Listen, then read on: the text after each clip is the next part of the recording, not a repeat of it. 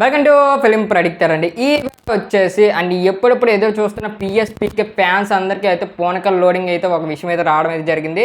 And main వచ్చేసి OG నుంచి అయితే ఒక ఫస్ట్ సాంగ్ అయితే రిలీజ్ చేయడం అయితే జరిగింది. అది వచ్చేసి మనకైతే ఫైర్ స్ట్రోమ్ అనమాట.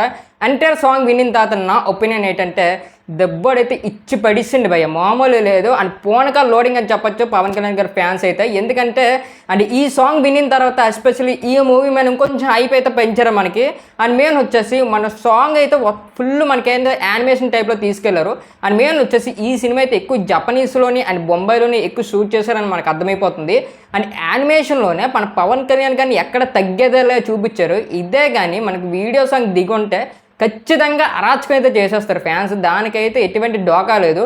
అండ్ మెయిన్ వచ్చేసి ఈ సాంగ్ వెనకాల నేనైతే మనకి తమన్ గారికి అయితే ఫ్యాన్ అయిపోయాను భయ్య. ఎందుకంటే మామూలు పోయించలేదు. ఒక అంటే చూడండి, ఇప్పుడు మామూలు బడ్స్ పెట్టుకొని నేను వెంటనే నాకు రెట్లర్లీ నాకు గూస్ బంప్ స్టఫ్ తెచ్చింది ఈ సాంగ్ అనేది. అదే థియేటర్లో చూస్తే అండ్ ఫ్యాన్స్ అయితే ఖచ్చితంగా మన పూనకల్ లోడింగ్ అని చెప్పొచ్చు.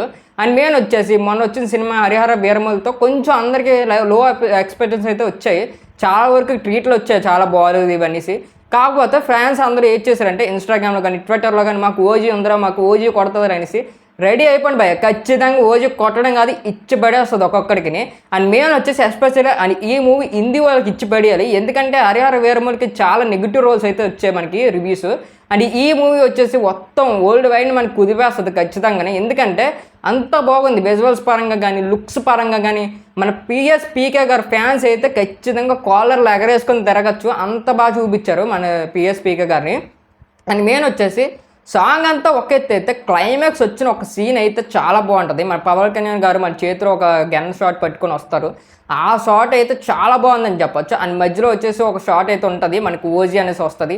ఆ షాట్ కూడా చాలా బాగుంటుంది. అండ్ మెయిన్ వచ్చేసి యానిమేషన్లో కార్ సీక్వెన్సెస్ కానీ ఇవన్నీ బాగా చూపించారు. అండ్ పవన్ కళ్యాణ్ గారిని అయితే మామూలు కాదు, ఒక ర్యాంపేజ్లో చూపించారు.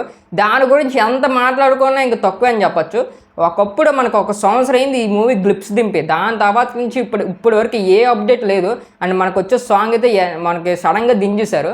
సాంగ్ వినిన తర్వాత ఎలా దింపుతారా బాబు, ఏదో చెడగొట్టేస్తారేమో అనుకున్నాను నేను.